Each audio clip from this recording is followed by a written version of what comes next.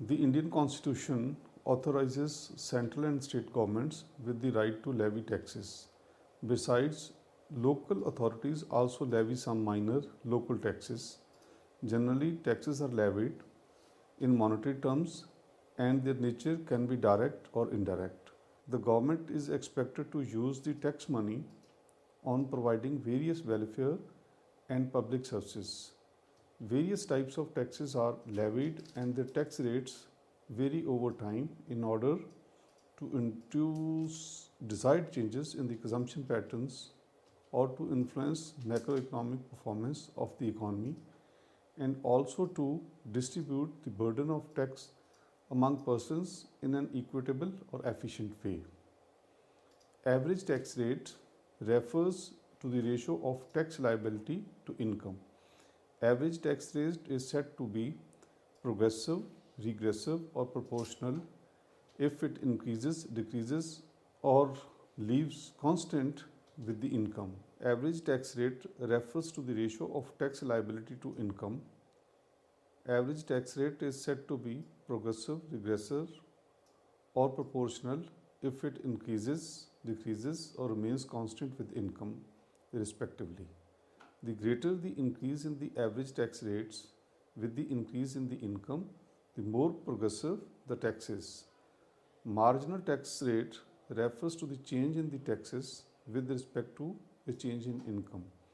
The higher the elasticity of tax revenue with respect to income, the more progressive the tax system is. Money burden of a tax is different from the real burden.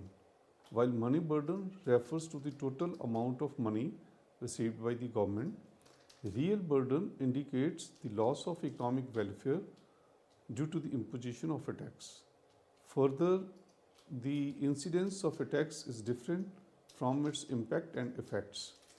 The impact of a tax is on the person who has the first responsibility to pay it, whereas the incidence is on the final consumers.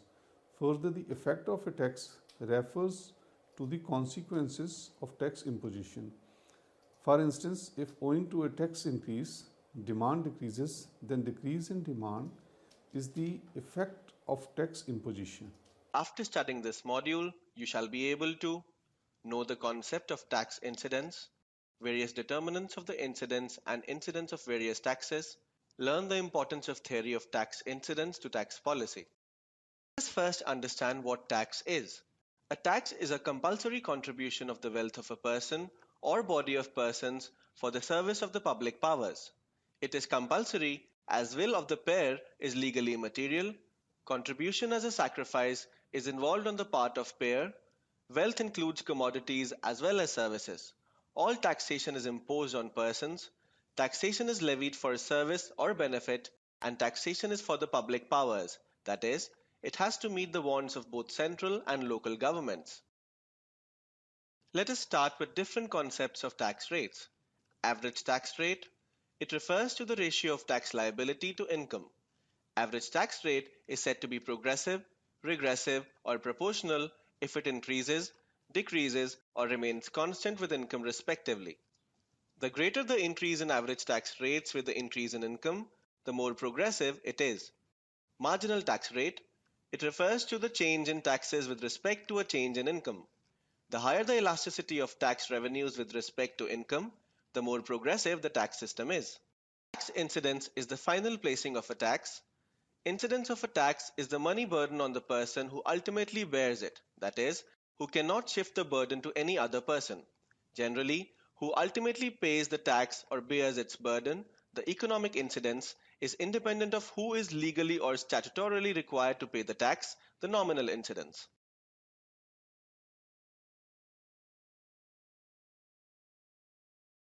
Money burden of a tax is different from the real burden.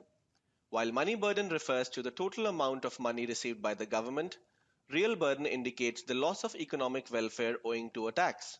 Further, incidence of a tax is different from its impact and effects. Impact of a tax is on the person who has the first responsibility to pay it, whereas incidence is on the final consumers and effect of a tax refers to the consequences of tax imposition.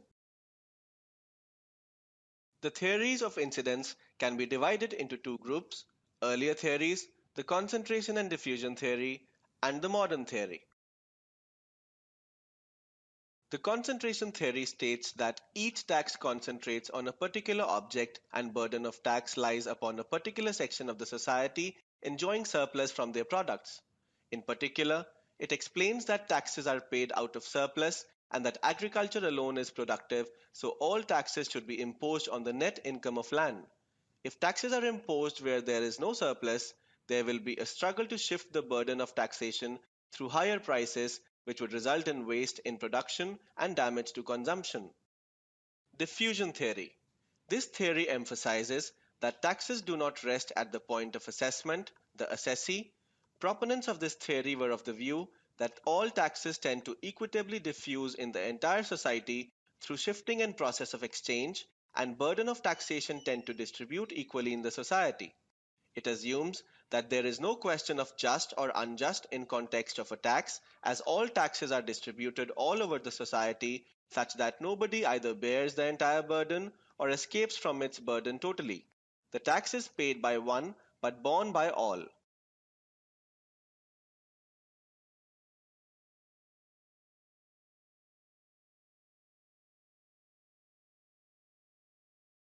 Modern theory considers the role of market forces in analyzing the incidence of tax. Tax imposed on factors of production will raise the cost of production, which will influence the prices of final products produced with those inputs. Generally, producers, suppliers want to transfer all burden of new taxes on the buyers by raising the prices of products. It may not always be possible for the producers to do so. The extent to which taxes will transfer from producers to consumers is conditioned by the elasticity of supply and demand curve of the product. The imposition of tax leads to a series of wide ranging changes in the economy. For example, a tax is imposed on a seller producing a product with many substitutes, and seller tries to shift the burden of the tax on buyers by raising the price. Since many substitutes are available, buyers may not bear the burden by shifting away from the market of the tax product to the market of the other substitutes. The effect of taxation will further trickle down to employment market, as factors will shift from one market to another depending upon the changes in the productive activity due to the changes in the demand for the products of two markets. Therefore, the effect of taxation is wide ranging. Depending upon these effects of taxation on economy, the total change or total economic consequences can be said to have three aspects. First, the resource transfer impact involves transfer of resources from private to public use as a result of taxation.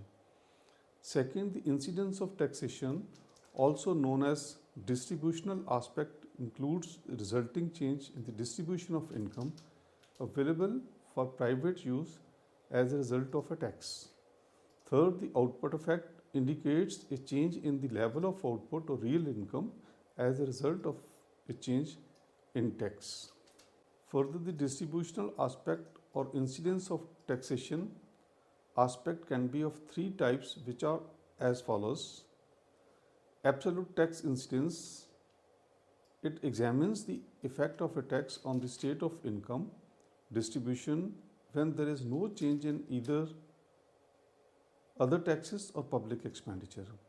Absolute incidence analysis does not consider the use of a tax revenue and considers only the burden of a change in taxes. Differential tax incidence. It examines the difference in incidence when one tax is replaced with another, holding the government budget constant. In other words, a differential incidence analysis considers the change in the distribution as one tax is replaced with another. The budget incidence takes into account the combined effects of change in tax and government spending financed by those taxes. The reason for taking government spending into account is that distributional effect of a tax depends on how government spends the money collected as tax revenues, which are usually not assigned for particular expenditures. Therefore, budget incidence analyzes changes in distribution which results from a simultaneous change in tax and expenditure policy. Let us now analyze various cases of incidence of tax wherein elasticity of demand and supply changes with the help of diagrams. In figure, DD is the original demand curve of commodity and SS is the supply curve. OP is the equilibrium price. At this price, consumers purchased OQ quantity of commodity. Suppose government imposes tax which increases the price of commodity to OP1 and decreases the quantity demanded and supplied to OQ1. Per unit tax burden is equal to AC, that is P2P1. In this case, buyers and sellers share equal burden of tax because elasticity of demand and supply are more or less the same. After imposition of tax, buyer pays OP1 or Q1C prices. Out of Q1C, the sellers get only Q1A and rest AC is collected by the government in the form of taxes. AC is per unit tax which is divided equally between buyers and sellers. Buyers' tax incidence is BC per unit, whereas producers' tax incidence is AB per unit.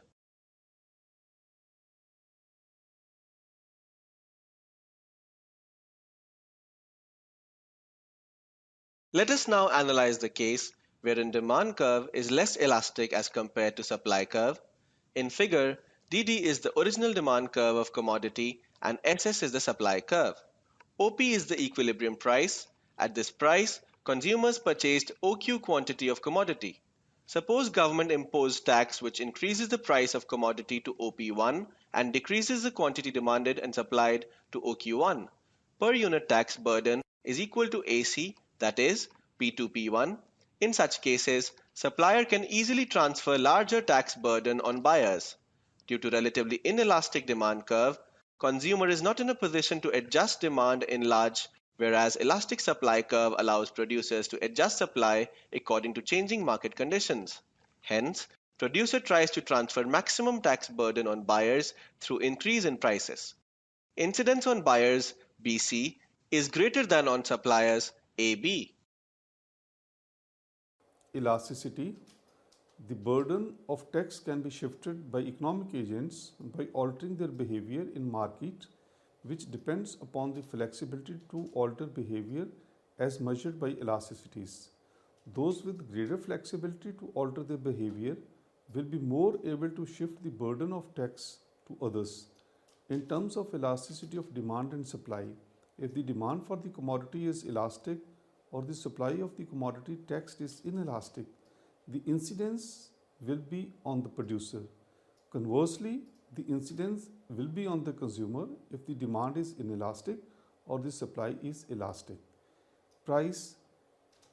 As tax shifting is affected through price changes, the incidence of tax also depends upon the changes in price. If the price remains unchanged after the tax, then the tax cannot be shifted. Time. The incidence of a tax in short run can be different from its incidence in the long run, since elasticity of demand and supply varies over time. In short run, the supply adjustment is constrained by the size of the plant. Therefore, the supply remains relatively inelastic.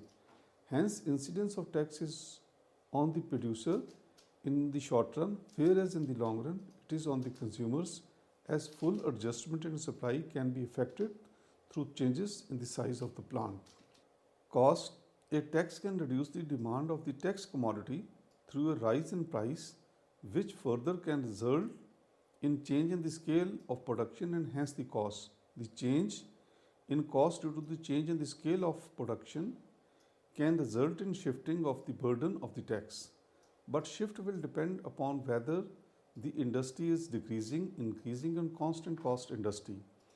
For instance, in the case of a decreasing cost industry, the burden of the tax can easily be shifted to the consumer by reducing the scale of production, which will raise the cost and hence price. The consumer will bear the burden by paying the increased prices. The nature of the tax. The incidence of a tax is also determined by the nature of the tax, that is, whether it is an indirect or direct tax. Direct tax cannot be shifted, whereas in the case of the indirect tax, burden is transferred through adjustment in prices. Market form.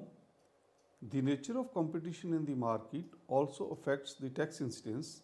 Under perfect competition, the tax cannot be shifted as producers are price takers and cannot affect it, but under imperfect competition, it can be shifted to various extents depending upon the nature of imperfect competition or the degree of competition. The theory of incidence explains the incidence of some popular taxes. For instance, payroll taxes are paid by employer but are borne by the employees in the form of lower wages. The incidence of payroll taxes lies on the employee and it is on lower income workers much more than higher income workers. Taxes on goods with close substitutes are mostly borne by producers as demand curve of such products is elastic. Property taxes cannot be shifted and the incidence lies on the assessee or the owners. Similarly, income tax cannot generally be shifted. Profit taxes are completely absorbed by the firm. Corporate tax can partly be shifted to buyers through increase in price. Let us now summarize what we have learned in this module. The incidence of a tax is the money burden on the person who ultimately bears it, that is, the person who cannot shift the burden to any other person. The theory of incidence plays a critical role in shaping tax policy as the burden of a tax does not necessarily falls on the person who pays it at the first instance. It often gets shifted to other people, therefore it can have unintended consequences. The incidence of a tax is different from its impact and effects. The impact of a tax is on the person who has the first responsibility to pay it, whereas the incidence is on the final consumers. Further, the effect of a tax refers to the consequences of tax imposition. For example, if owing to a tax increase, the demand decreases, then the decrease in demand is the effect of tax imposition. Further, the incidence of a tax can be divided into three types based upon the effects of tax on the economy: the absolute incidence, differential incidence, and budget incidence. The incidence of tax is determined by various factors such as the elasticity of demand and supply, price changes, time period, cost, nature of the tax, and market forms. Demand curve being more elastic than supply curve. In figure, DD is the original demand curve of commodity and SS is the supply curve. OP is the equilibrium price. At this price, consumers purchased OQ quantity of commodity. Suppose government imposes tax which increases the price of commodity to OP1 and decreases the quantity demanded and supplied to OQ1. Per unit tax burden is equal to AC, that is P2P1. Greater elasticity of demand curve does not allow suppliers to shift major proportion of tax onto consumers. Subsequently, producers are forced to bear larger tax burden. It happens because any change in prices will lead to substantial reduction in demand of product which ultimately reduces the revenue of supplier.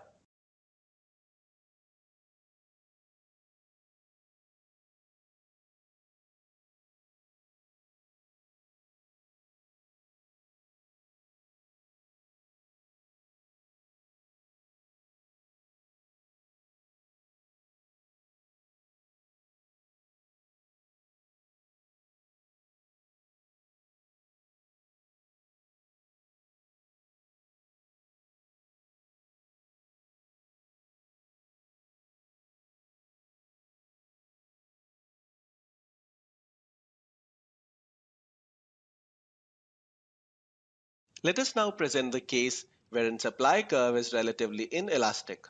In figure, DD is the original demand curve of commodity and SS is the supply curve. OP is the equilibrium price. At this price, consumers purchased OQ quantity of commodity. Suppose government imposes tax which increases the price of commodity to OP1 and decreases the quantity demanded and supplied to OQ1. Per unit tax burden is equal to AC, that is P2P1. It does not provide much scope for the producers to shift tax to consumers. This is so because producer is not in a position to reduce supply of product in larger volume in response to imposition of tax, whereas buyer can reduce quantity demanded in view of rise in prices of products.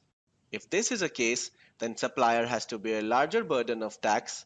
As observed from figure, imposition of tax raised prices from OP to OP1 and reduces the quantity demanded from OQ to OQ1. Total revenue after tax is OP1 E1 Q1. Out of total revenue, producer's revenue is OP2 AQ1 and rest collected by government in the form of tax. The tax burden is shared between consumer and producer, but producer's tax burden is larger than consumers. For instance, per unit tax burden on producer is P2P or AB and on consumer is PP1 or BC. Now we will present the case wherein supply curve is more elastic as compared to demand curve. In figure, DD is the original demand curve of commodity and SS is the supply curve. OP is the equilibrium price. At this price, consumers purchased OQ quantity of commodity. Suppose government imposes tax which increases the price of commodity to OP1 and decreases the quantity demanded and supplied to OQ1. Per unit tax burden is equal to AC, that is P2P1. In this case, BC is greater than AB, indicating higher incidence of tax on consumer.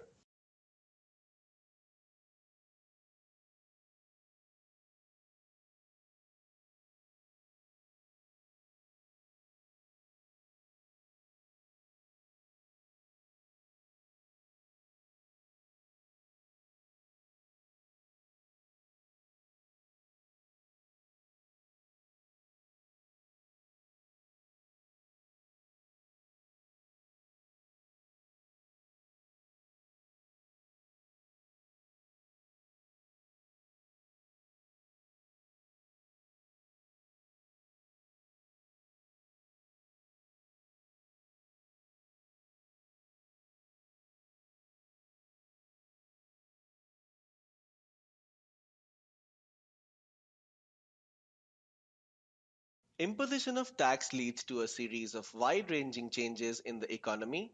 Depending upon these effects, the total change or total economic consequence can be said to have three aspects. Resource transfer impact involves transfer of resources from private to public use as a result of taxation. Incidence of taxation, also known as distributional aspect, includes resulting change in the distribution of income available for private use as a result of a tax. Output effect indicates a change in the level of output or real income as a result of a change in tax.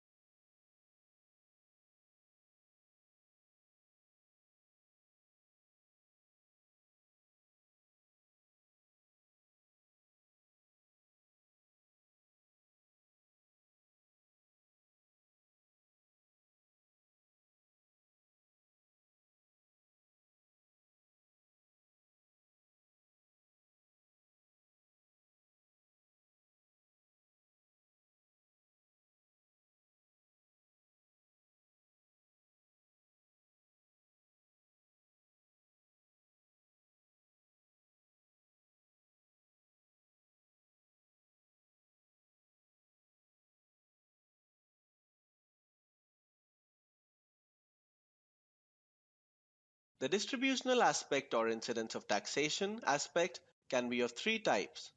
Absolute tax incidence. It examines the effect of a tax on the state of income distribution when there is no change in either other taxes or public expenditure. Absolute incidence analysis does not consider the use of tax revenue and considers only the burden of a change in taxes. Differential tax incidence. It examines the difference in incidence when one tax is replaced with another, holding the government budget constant. In other words, a differential incidence analysis considers the change in distribution as one tax is replaced with another. Budget incidence. It takes into account the combined effects of change in tax and government spending financed by those taxes.